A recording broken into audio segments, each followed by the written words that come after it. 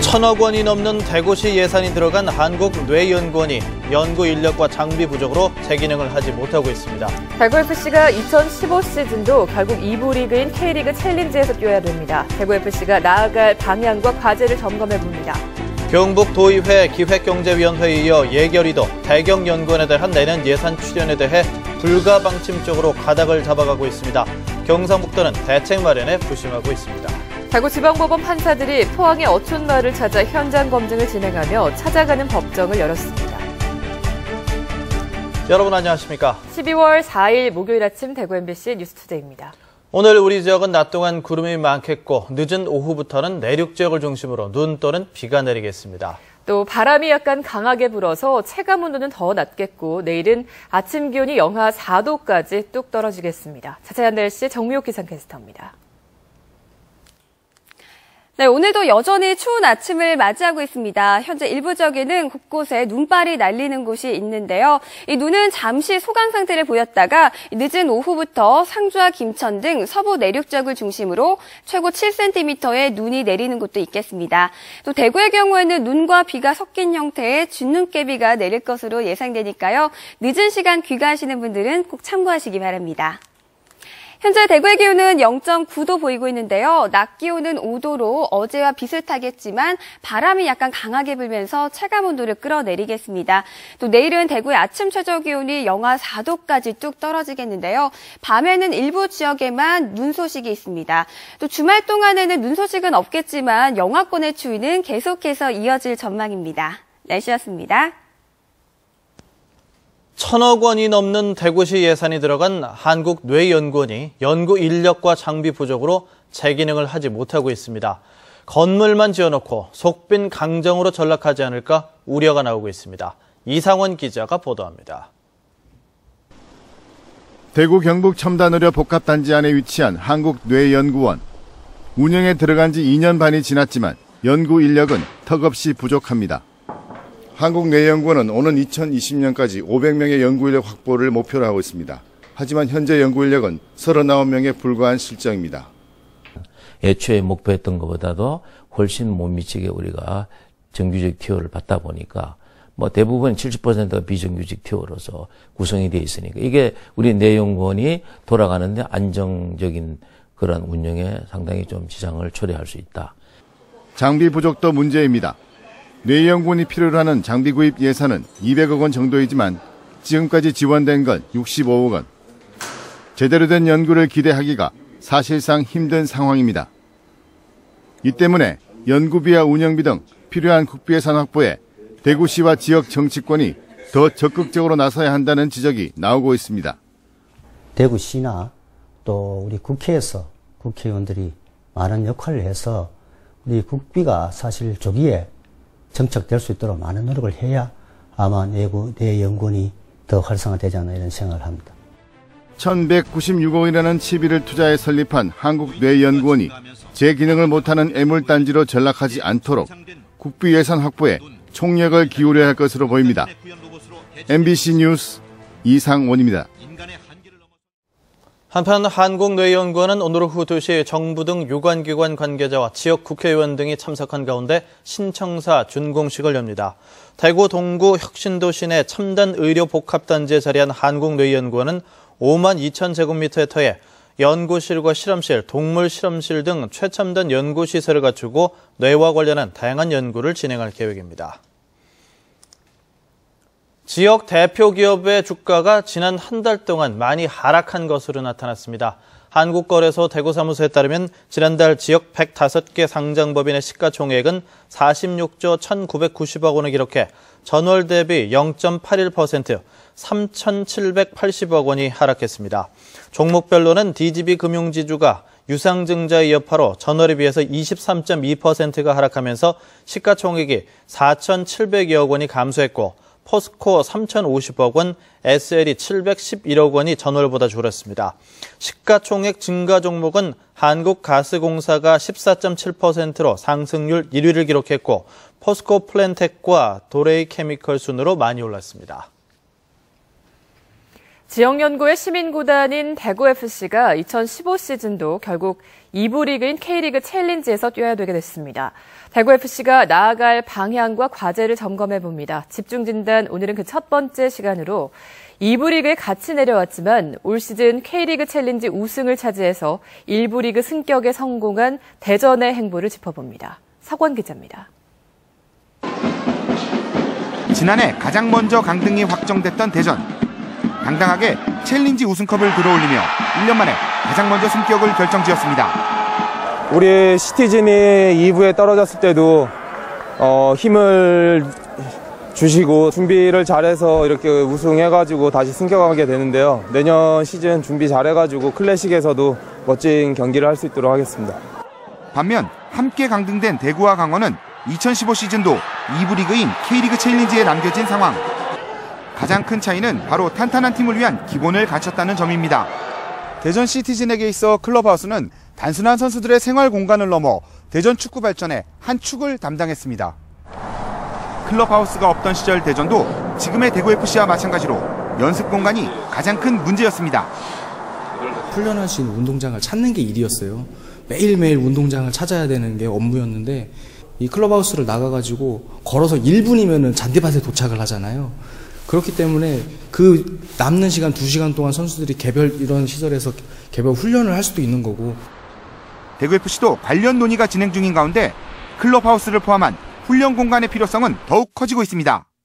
연습장과 그 다른 모든 편의시설 또는 재활시설들이 한꺼번에 붙어있는 그러한 좀 컴플렉스가 지어진다면 아마 상당히 도움이 될 것 같은데 동시에 또 재정 부담이 되기 때문에 그 중간에 접점을 잘 찾는 것이 굉장히 중요하고 투자와 배려, 지원이 없이는 좋은 결과도 없다는 걸 직접 보여준 대전. 시민구단들이 가야 할 하나의 방향을 제시하고 있습니다. MBC 뉴스 석원입니다. 대구시 교육청이 내년도 공립과 사립고등학교의 입학금과 수업료를 2008학년도 이후 8년째 동결하기로 했습니다. 일반계 고등학교 연간 수업료는 자치구 지역이 140만 400원, 읍지역이 105만 4,800원, 면지역은 87만 4,800원입니다. 특성화고의 연간 수업료는 자치구 지역이 140만 400원, 읍면지역이 63만 6천 원입니다. 또 누리과정 시행으로 공립유치원에 다니는 만 3세에서 만 5세 유아는 입학금과 수업료 전액이 면제됩니다. 특성화고 취업 희망자 전형 지원이 크게 늘었습니다. 2015학년도 특성화고 원서 접수를 마감한 결과 취업 희망자 전형은 1,155명 모집에 3,352명이 지원해 2.9대 1의 경쟁률을 기록해서 1년 전 1.81대 1에서 1.09% 올랐습니다. 취업 희망자 전형은 특성화고 졸업과 동시에 취업을 하려는 학생을 대상으로 한 전형으로 2014학년도 모집 정원 10%에서 올해 20%로 늘었고 내년엔 30%로 확대됩니다. 내신으로 선발하는 일반 전형과 달리 내신 성적과 취업 희망서, 자기소개서와 면접으로 선발됩니다. 또 일반 전형 경쟁률은 0.9대 1에서 0.84대 1로 조금 낮아졌습니다. 도의회 기획경제위원회에 이어서 예결위도 대경연구원에 대한 내년 예산 출연에 대해 불가방침적으로 가닥을 잡아가고 있습니다. 경상북도는 대책 마련에 부심하고 있습니다. 박근식 기자입니다. 대경연구원에 대한 경상북도의 내년 출연금 최종 심사에 나선 도의회 예결위는 일단 해당 상임위에 33억 전액 삭감안을 존중한다는 방침입니다. 도내 23개 시군의 연구과제 용역을 독점적으로 수행하면서 미진한 성과에 대한 질타가 쏟아져 나왔고 신도청 시대에 걸맞는 새로운 연구원이 설립돼야 한다는 데 한 목소리를 냈습니다. 해당 상임위에서 지적된 문제점들이 예결위원회에서도 그대로 재현된 것입니다. 상임위원회를 존중할 수밖에 없는 게 우리 예결위원회 입장이고요. 또한 예결위원들도 대부분은 신도청 시대에 맞게 100년 대계를 위해서 경북연구원으로 가는 게 맞다는. 발등에 불이 떨어진 경상북도는 김관용 도지사까지 나서 출연금 재편성을 요청했지만 의원들의 반응은 냉랭한 상태입니다. 경상북도는 의원들의 이 같은 강경 기류의 당위성을 인정하면서도 대경연구원의 개편에는 절차와 여건 또한 녹록치 않다며 곤욕스러워하고 있습니다. 저희 도와 대구시 대경연구원 또 초기에 출자를 했던 다른 기관들과 같이 그 방향을 논의를 해야 됩니다. 일단 이전을 하고 나서 새로운 방향에 대해서 논의를 할 걸. 새해 예산안은 예결위 심사가 마무리되는 오는 8일 사실상 확정됩니다. 설령 새해 출연금은 지원된다 하더라도 내년 도청 이전 이후에는 어떤 형태든지 대경연구원의 개편은 불가피할 것으로 보입니다. MBC 뉴스 박현식입니다. 경상북도 수산자원연구소는 내일까지 동해산 어린 돌기해삼 65만 마리를 도내 연안 4개 시군 마을 어장에 방류합니다. 이번에 방류하는 해삼은 경북과 강원 지역 연안에서 자연 포획된 돌기 해삼으로 종특이성이 뛰어나고 성숙한 어미 해삼만을 엄선해서 지난 6월 중순 체란에 5개월 정도 사육한 건강한 어린 해삼입니다. 도수산자원연구소는 2000년부터 올해까지 건강한 어린 해삼 288마리를 사육해 방류해오고 있습니다. 경북 지역 학교 공사 현장 안전점검이 실시됩니다. 경북교육청은 오는 9일까지 시설공사나 청사 신축 등 10억 원 이상 초중고등학교 17곳의 부실 시공 방지와 청렴계약 이행 여부 등을 점검합니다. 점검반에는 건축과 토목, 전기, 설비 등 전문 기술직을 포함시켜 공사의 안전성을 점검하고 계약 등의 청렴성도 확인합니다. 대구지방법원 판사들이 포항의 어촌마을을 찾아가 현장 검증을 진행했습니다. 지역에선 처음으로 재판부가 직접 현장을 방문하는 찾아가는 법정이 열렸습니다. 장미쁨 기자입니다. 건물 주인이 누구인가를 두고 법정 다툼이 벌어진 포항의 한 어촌마을. 심리를 맡은 재판부가 현장으로 나와 소송 현장을 직접 둘러보고 주민들의 의견도 들어봅니다. 다툼의 주요 쟁점이 되는 건물 건축 시기와 증축 여부는 물론 점유 상태 확인까지 꼼꼼히 점검했습니다. 저희들은 말로 계속 법정에 가서 했는데 직접 재판부가 오셔서 현장을 보시고 그리고 확인하시고 하니까 저희들은 굉장히 유익하고. 이어 포항시 법원에서 양측 대리인의 변론과 증인신문 등이 진행됐습니다. 원래대로라면 대구법원에서 열려야 하지만 포항에서 발생한 사건인 만큼 재판부가 포항을 직접 찾은 겁니다. 일반 민사재판으로는 지난달 영주에 이어 두 번째입니다. 현장에서 들을 수 있는 참고인의 진술도 들을 수 있고 오늘 같은 경우에 실체 진실 발견에 더 접근이 용이해서 도움이 아주 많이 된 것 같습니다. 무엇보다 법원 접근성이 떨어지는 증인 등 사건 관계자들이 법정에 참석하지 못해 재판이 종종 연기되는 문제가 개선될 것으로 보입니다.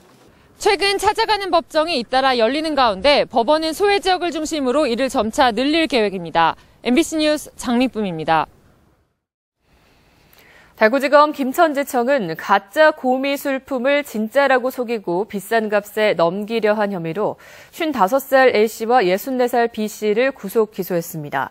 검찰에 따르면 A씨는 시가 200만 원짜리 탱화를 값비싼 고미술품이라고 속여 김모 씨에게 2억 6천만 원을 받고 판매하려 한 혐의를 받고 있고 B씨는 시가 100만 원도 되지 않은 금동관을 50억 원 상당의 발해시대 금동관이라고 속여 김 씨에게 담보로 맡기고 15억 원을 빌리려 한 혐의를 받고 있습니다. 검찰은 또 판매책과 중개업자 등 2명도 함께 구속 기소했습니다.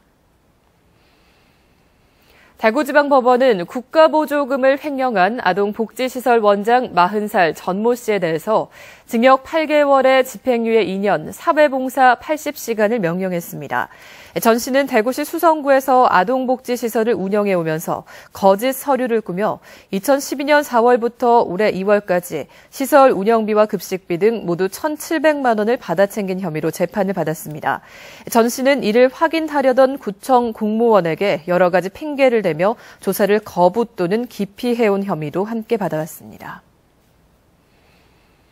대구시가 내년에 활동한 시내버스 모니터단을 모집합니다. 시내버스 모니터는 평소에 버스를 이용하면서 서비스 전반을 모니터하고 대구시와 버스 업체에서는 모니터한 내용을 개선해서 버스 이용객들의 불편을 해소하기 위해서 운영됩니다. 신청 자격은 버스를 주로 이용하고 인터넷을 사용할 수 있는 19세 이상의 대구 시민이면 되고 노선별 3명씩 총 300여 명을 선발합니다. 지원자는 이달 12일까지 대구시 홈페이지를 통해서 지원할 수 있고 선정 결과는 이달 26일에 시 홈페이지에서 발표합니다. 계명대학교가 한중 문화교류 증진을 위해서 제2회 한중 문화교류 공모전을 개최합니다. 이번 공모전은 UCC와 사진 부문으로 나눠서 열리며 국내 고등학교 재학 이상의 한국인이나 중국인이 개인이나 팀으로 참가할 수 있고 한국과 중국 교류 현장이나 교류 감동 에피소드, 여행지 등 다양한 소재를 활용할 수 있습니다. UCC 부문 수상자들에게는 총 500만 원의 상금이, 또 사진 부문 수상자들에게는 200만 원의 상금이 수여되는데 참가 신청은 내년 1월 9일까지 홈페이지에서 하면 됩니다.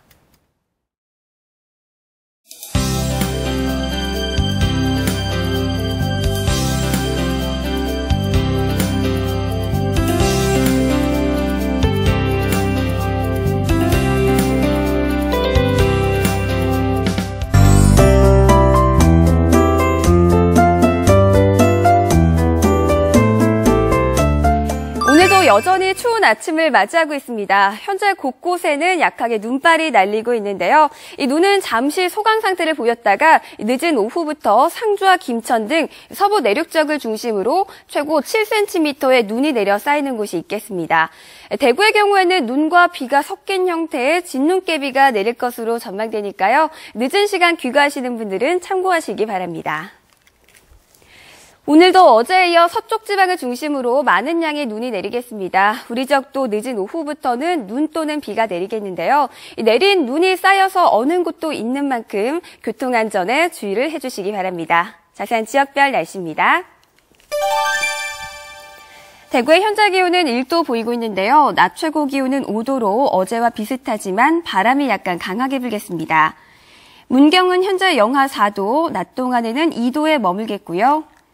북부 지역도 낮 최고 기온은 2도 예상되는 가운데 늦은 오후부터는 눈이 내리기 시작하겠습니다. 경북 동해안 지역 울진의 현재 기온은 영하 1도 가리키고 있고요. 바다의 물결은 최고 4m로 매우 높게 일겠습니다. 내일은 대구의 아침 최저 기온이 영하 4도까지 뚝 떨어지겠는데요. 밤에는 일부 지역에 눈이 내리는 곳도 있겠습니다. 또 이후로 주말 동안 눈 소식은 없지만 영하권의 추위는 계속해서 이어질 전망입니다. 날씨였습니다.